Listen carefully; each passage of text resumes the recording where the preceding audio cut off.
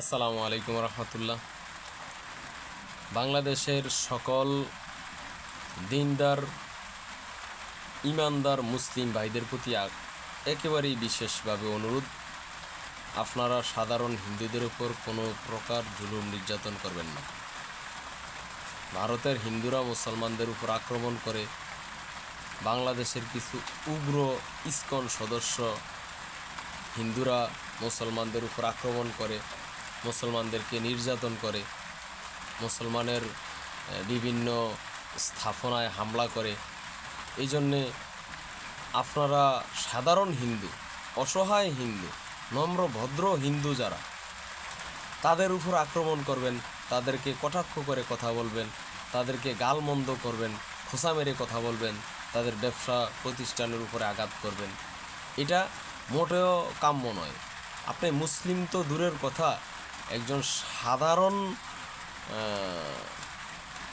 জনগণও যদি হন রাষ্ট্রের যে কোনো ধর্মের, আপনাকে এটা হিসাব করতে হইব যে রাষ্ট্রের সুশৃঙ্খল পরিবেশ বজায় রাখার জন্য আমার কী করণীয়।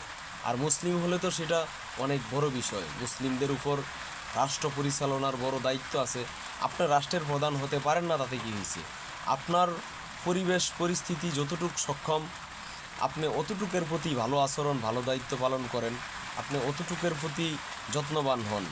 আপনার প্রতিবেশী যে হিন্দু আছে, আপনার পাশের যে হিন্দু আছে, সে আপনার দেশি ভাই, সে আপনার ধর্মীয় ভাই না, সে আপনার দেশি ভাই।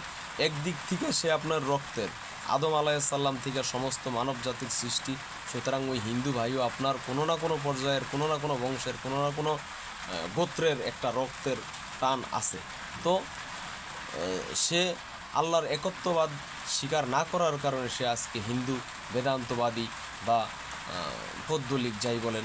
আর আপনি কোনো না কোনো ব্যক্তির মাধ্যমে তাওহীদের দাওয়াত পেয়েছেন, কিংবা বংশগতভাবে আপনি বাবা মায়ের পক্ষ থেকে তারা মুসলিম হওয়ার কারণে সেই ওরসের সন্তান, আপনি তাদের গর্বের সন্তান, এই জন্য আপনি মুসলিম হয়েছেন। এটা অহংকার গৌরবের কিছুই নেই। তবে আপনি সবসময় এটা মাথায় রাখবেন যে রাষ্ট্রের প্রতিটা নাগরিক আপনার ভাই, দেশি ভাই। সে হিন্দু হোক, বৌদ্ধ হোক, খ্রিস্টান হোক, উপজাতি হোক, ডোম হোক, মেথর হোক, চামার হোক, মুসি হোক, সে আপনার ভাই, সে আপনার দেশি ভাই। আপনার আপন ভাইয়ের প্রতি আপনি যেরকম নম্র শ্রদ্ধাশীল আচরণ করেন, ভদ্র ভালোবাসার মায়ার আচরণ করেন, একটা হিন্দু, খ্রিস্টান, বৌদ্ধ, ইহুদি, নাসারা যাই হোক না কেন, আপনি তাদের সাথে ওই রকম আচরণ করবেন, এটা আমার দাবি। তবে হিন্দু ধর্মের অবলম্বী ভাইদেরকে বলবো, বা বেদান্তবাদী ধর্মের অবলম্বী ভাইদেরকে বলবো, আপনার যদি ইসলাম ধর্মের এমন কোনো বিষয় সম্পর্কে ভুল ধারণা থাকে, কিংবা আপনার কাছে যদি এটা মনে হয় যে ইসলাম ধর্মটা সঠিক নয়, ইসলাম ধর্মটা এই অংশটা, এই আইনটা, এটা মানবতার বিরুদ্ধে যায়, মানুষের উপর জুলুম নির্যাতন করে, এই রকম যদি কোনো আইন আপনার কাছে মনে হয়, এইরকম কোনো নিয়ম নীতি মনে হয় যে আপনার কাছে সেটা মানবতা বিরোধী, আপনি ইনশাআল্লাহ আমাকে এখানে হয়তো আমার কিছুই হবে না, আমি ইনশাআল্লাহ আল্লাহ ছাড়া কাউরে পরোয়া করি না, আর আমার কোনো ভয়ভীতি নেই। আপনি আমাকে মেসেঞ্জারে আসেন, মেসেঞ্জারে লক করেন, এবং আপনি প্রয়োজনে আমার সাথে কথা বলেন, আপনার ধর্মগ্রন্থ নিয়ে, আমার ধর্মগ্রন্থ নিয়ে। ইনশাআল্লাহ আমি আপনাকে সহযোগিতা করার জন্য প্রস্তুত রয়েছি। এরপরে আমি আপনাকে বিশেষভাবে অনুরোধ করব, আপনি আপনার ধর্মটাকে যাচাই বাছাই করুন। যদি আপনি আপনার ধর্মটা ঠিকঠাক না বুঝেন, বোঝার প্রয়োজন হয়, ইনশাআল্লাহ আমি আপনাকে বুঝিয়ে দিতে সক্ষম ইনশাআল্লাহ। কারণ আমি হিন্দু ধর্ম নিয়ে যথেষ্ট গবেষণা করছি, এবং হিন্দু ধর্মের অনেকগুলা কিতাব আমি একাধিকবার গবেষণা করছি, পড়ালেখা করছি। সুতরাং আপনি চাইলেই সঠিক ধর্মের দিকে আসতে পারেন। আমি আপনাকে বলবো, ইসলাম একমাত্র শান্তির ধর্ম, যে ধর্মে ইহকাল এবং পরকালে শান্তি রয়েছে, যে ধর্মে আত্মমানবতা, আত্মমর্যাদা সম্পন্ন জাতি গড়ার দিক নির্দেশনা আছে। দেখেন, আপনাদের হিন্দু ধর্মগ্রন্থে আপনারা যেসব মূর্তি পূজা করেন এগুলো নেই, আপনি এবং এই যে এত দেবদেবী এগুলোও নেই, মাত্র একজন স্রষ্টার কথাই বলা আছে। আপনি এই বিষয়ে আমার সাথে কথা বলতে চাইলে ইনশাআল্লাহ আমি প্রস্তুত আছি। আপনি প্রয়োজনে আমাকে ফোনও দিতে পারেন, এই নাম্বারটায় ফোন দিবেন 0131368637। প্রয়োজনে এই নাম্বারটায় ফোন দিতে পারেন, মেসেঞ্জারে লক দিতে পারেন। ইনশাআল্লাহ আমি আপনার সাথে যোগাযোগ করব। আপনি আমার জানা মতে হিন্দু ধর্মটা শতভাগ নির্ভুল না, এটা প্রায় 80 ভাগ ভুল আছে, 20 থেকে 25 ভাগ হয়তো সঠিক আছে।